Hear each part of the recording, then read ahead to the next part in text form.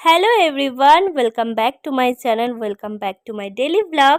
তো চলো, আজকে হচ্ছে জামাই ষষ্ঠী। তো আজকে জামাই ষষ্ঠীতে কী হবে না হবে সবটাই তোমরা দেখতে পারবে। তো ভিডিওটা দেখতে থাকো আর সঙ্গে থাকো। আর এত গরম পড়েছে যে কিছু করার কিছুতেই সাধ্য হচ্ছে না।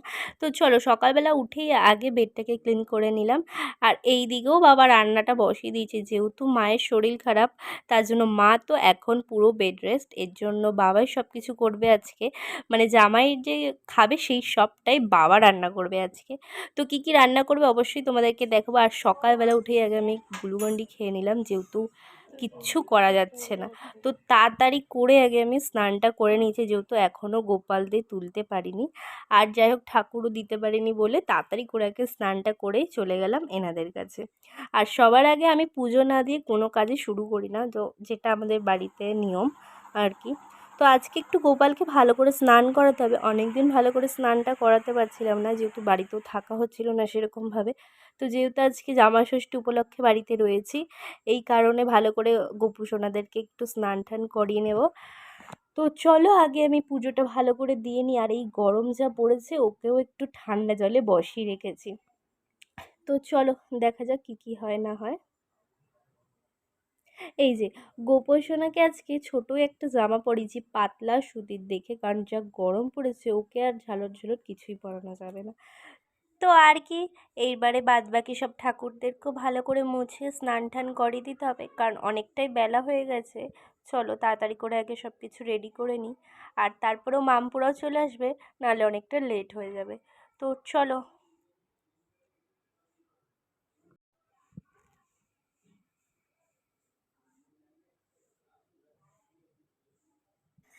তো চলো, আমারও সব কিছু কমপ্লিট হয়ে গেছে। যত তাড়াতাড়ি তোমাদেরকে দেখালাম, এরকম যদি হতো কতই ভালো হতো। কিন্তু প্রায় 1 থেকে দেড় ঘন্টা লেগেছে আমার এই পুজোটা দিতে, যেহেতু আজকে সব কিছু আমাকে মুছতে হয়েছে, অনেক দিন আমি বাড়িতে ছিলাম না। তো চলো, এখন যা গরম পড়েছে কিছুই করা যাচ্ছে না। আর এইদিকে এসে তো আমি শুয়ে পড়েছি, আর বোনকে বললাম যে ঠাকুরের যে বাটাগুলো আছে সেগুলো তুলে নিতে। তো চলো, আর এদিকে ও সব কিছু তুলে নিচ্ছে, আর আমি তো একদম পড়ে শুয়ে রয়েছি, কারণ এই গরমে আর কিছু করাই যাচ্ছে না।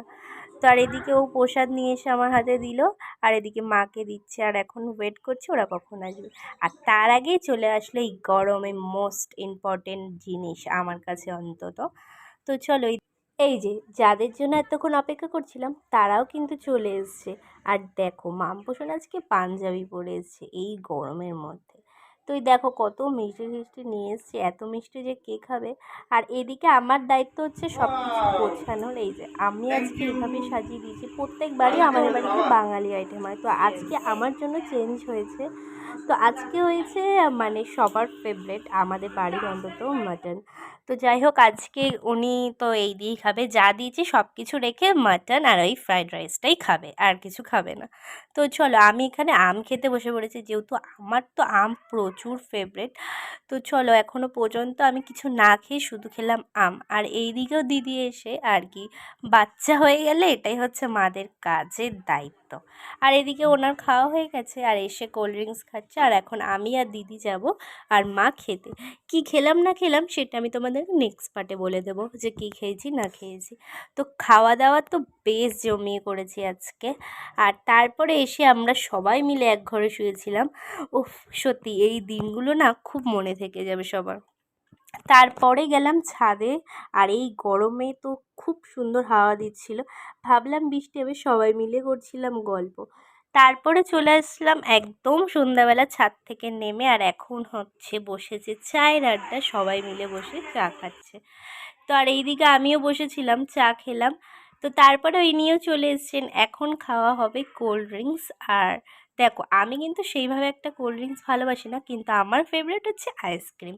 আর এই গরমে সব থেকে যেটা না হলেই নয়, আমি কিন্তু ডেলি আইসক্রিম খাই বলতে গেলে।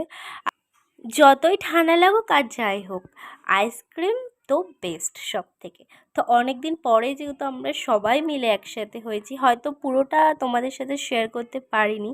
তো যাই হোক, অনেক দিন বাদে হলাম, কারণ যে যার মতো কাজে ব্যস্ত থাকে। ফোনে ডেলি কথা হলেও সামনাসামনি সেরকমভাবে একটা আসা হয় না। তো তো যাই হোক আর কি, আজকে আমরা জামা ষষ্ঠীতে এরকমভাবেই কাটালাম। তো সবাই মিলে চলে গেলাম আবার ছাদে। দেখো এই দিকে তো উনি ছাদে উঠলে সারা ছাদ ঘুরবে। এখন যেহেতু বড় হয়ে গেছে, ও সব কিছুই করতে পারে মানে একা একা, তো আর কি দুষ্টুমিটা তো চালিয়ে যেতেই হবে। তো চলো আজকের মতো ভিডিওটা এখানেই শেষ করছি।